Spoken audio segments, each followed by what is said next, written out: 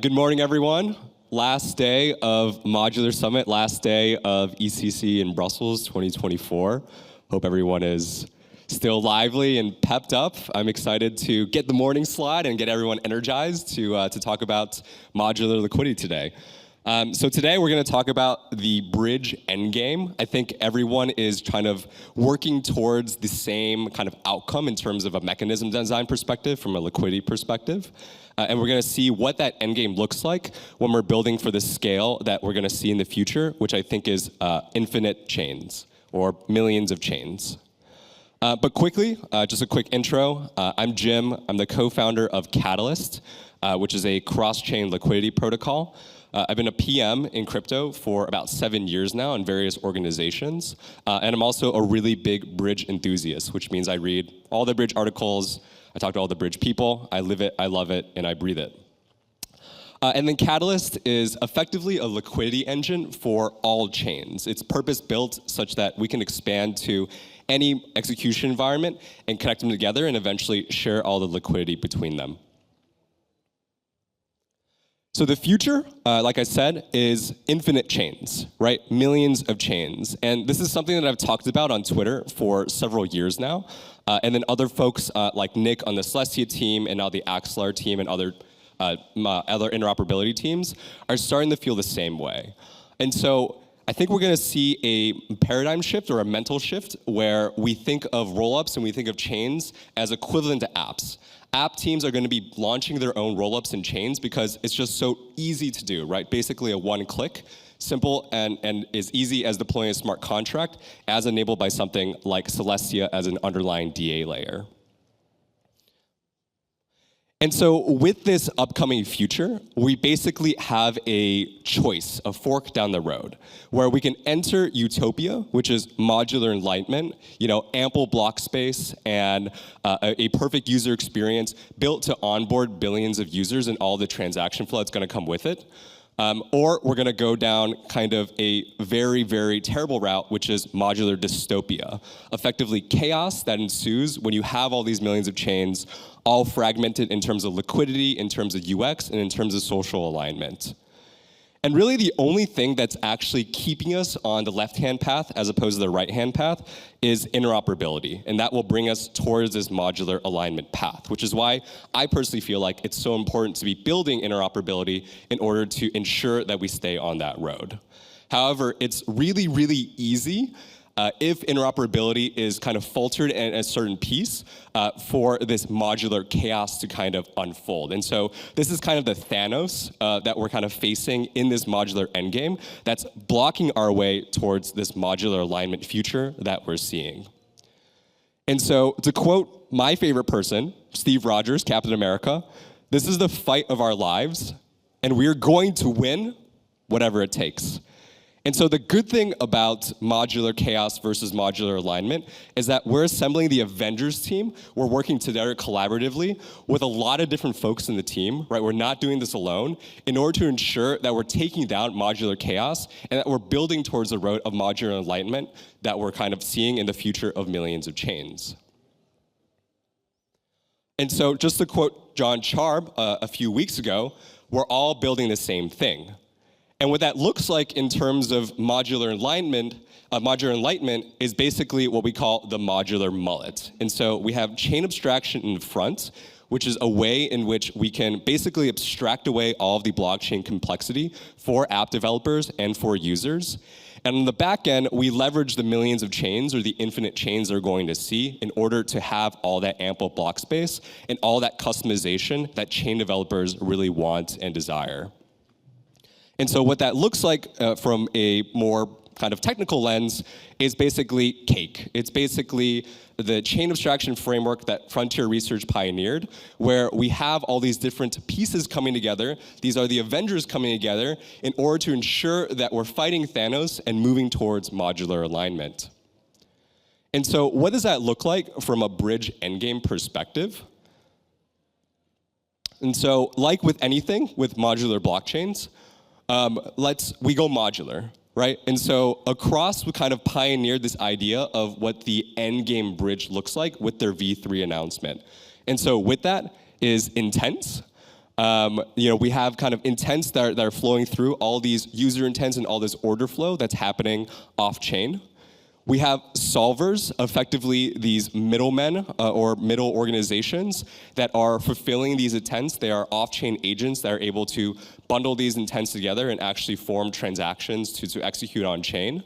And then we have settlement, right? And so settlement is basically a way in which these intents become a reality on various blockchains.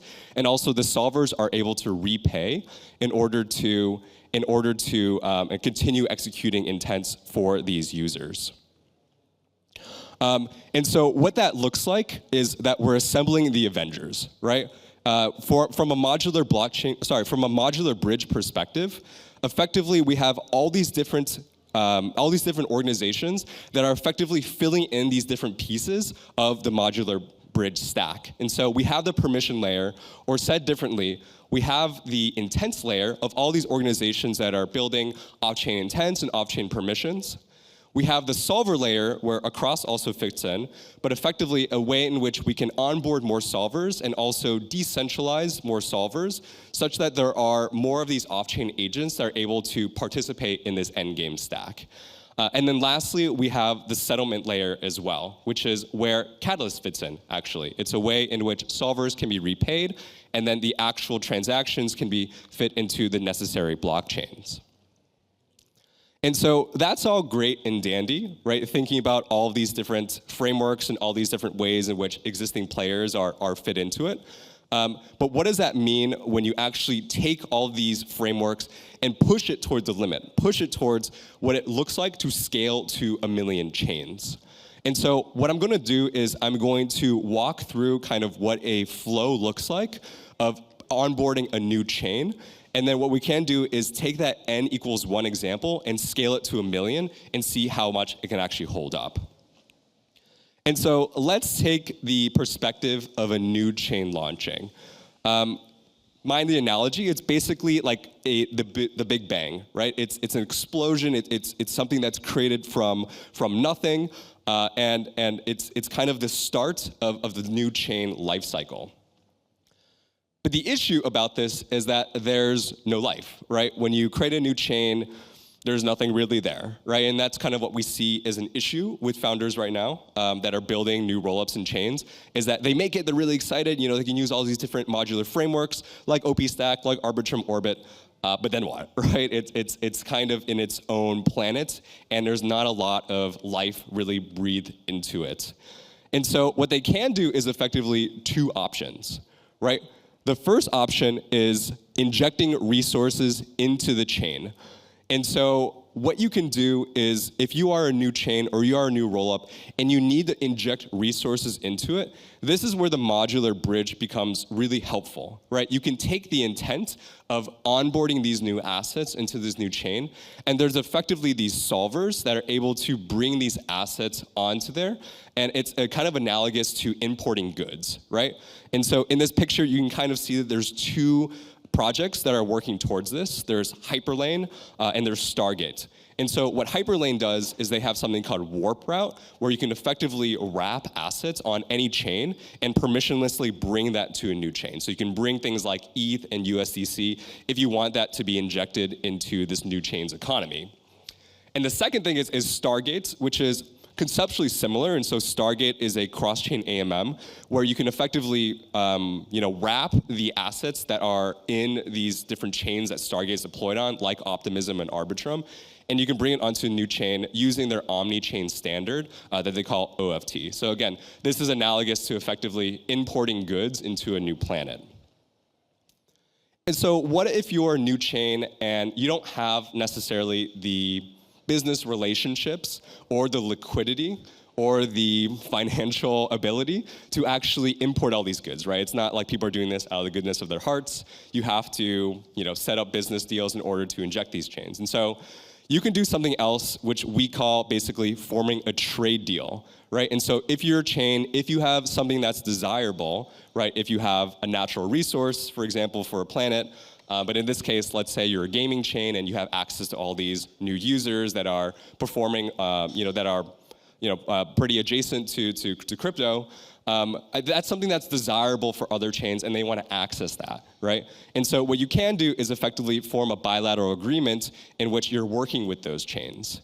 And so that's effectively the mindset that Catalyst takes when we think about new chains. And so what Catalyst can do for these new chains is effectively form ways in which there is an equal kind of agreement of moving value between two different chains. And so let's say that this gaming chain has a native token, right? And this is something that powers the entire gaming economy. And that's something that another chain wants to get access to for their users, right? And so there's effectively an AMM that's spun up for the native token on the gaming chain, and then let's say for ETH or USDC or what have you on another chain, and they're able to actually perform cross-chain swaps together. And so the interesting about this is that it's actually an equal agreement of value transfer. And so at no point is there kind of an imbalance in which more value is being injected to one chain or another. It is two native asset pools they're able to swap against each other, right? And so that's really powerful for a chain that might not want to have a trade deficit, basically, right? There's equal exchange of value, which we think is really important and what we try to enable for these new chains. And so behind all this is basically solvers expediting the whole process, right? They're the kind of the space suits wearing spaceship crusaders that are able to actually transfer all this communication between all these chains as they coordinate their economies, as they inject or export different resources, right? And so that's kind of what it looks like on an n=1 example. And we can actually do this at scale, right? As we add more chains, we can inject more resources, or more chains can form different trade deals with one another. And so it really doesn't break. And so this is how modular bridges are really able to scale into the world of millions of chains that I think is about to happen really soon. And so with that, we achieve modular enlightenment, right? It's a way for us to ensure that all these millions of chains are connected to one another, feel like they're one chain, and abstract that experience using all of the permission projects that I was talking about in order to ensure that app developers and users are able to use them at scale without any sort of added complexity. And so that's all good and dandy, but even as we achieve modular alignment, there's a bit of a bottleneck that we need to address, and that's the solvers. And so, like I said, in this process of coordinating between millions of chains, we have solvers expediting the whole process. Unfortunately, and this is a research paper that I cited previously this week from the Li-Fi team, Arjun Chang, the researcher at Li-Fi, said that a few solvers win nearly all of the order flow, right? A significant percentage of auctions involve only one bidder.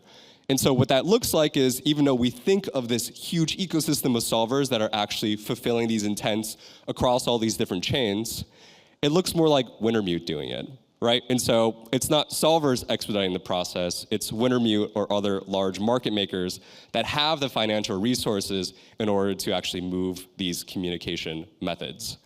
And so with that, we kind of have a fork in the road where a second dystopia emerges, right? On the right-hand side, we still have Thanos, we still have modular chaos. That happens when we don't have strong interoperability primitives. But on the second hand, we have strong interoperability primitives, but they're ruled by our solver or overlords who are puppeteering everything. And so, is that worse than Thanos? Up for debate.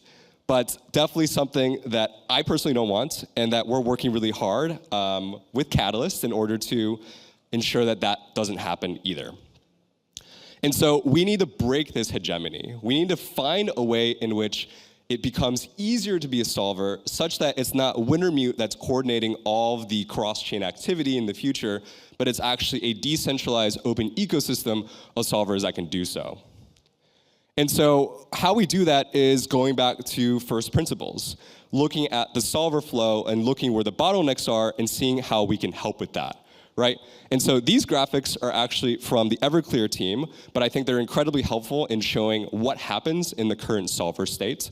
But what we can basically see, well, not basically, but a bit complicated, I can say it at a high level, is that solvers need to have cross-chain inventory in order to enable solving to happen, right? And so on the left-hand side, you could see that users' intents are being fulfilled cross-chain, but it's actually the solver that is holding different assets on different chains in order to facilitate that, right? And so what needs to happen is that even though the user is moving funds to different chains, the solver needs to hold these assets on different chains and then eventually rebalance back to the origin chain based on the flow that they're seeing. And so you could see that this is quite arduous, requiring a lot of different chains that need to be managed, and of course, there's latency required to rebalancing. And so from a research paper that came out earlier this year by Chithra et al., you could see that it's actually really difficult to become a solver, right? You have multi-chain rebalancing, you have congestion costs, you have to pay more if different chains are more expensive, you have cost of source liquidity from centralized exchanges, and of course you have the always looming legal considerations, right? And so to quote Arjun again, but this time more simply, running an agent, a solver, is not easy. And so the question becomes, how do we make it easier? And so the solution that the Everclear team is talking about is lowering the barrier by netting. And so instead of having all this rebalancing happen on chain and happen, n number of times that becomes quite inefficient at scale, they basically have a netting method in order to streamline that, right? Is there a way in which solvers can be repaid using the net balances of another solver? And this is conceptually really similar to what TransferWise does for cross-border remittances. And so that's a way in which we can streamline the inventory needed from solvers. The second approach that Catalyst takes is, let's not do netting. Let's just ensure that there's a way in which solvers can always access assets on different chains such that there's no arduous need to rebalance between chains, right?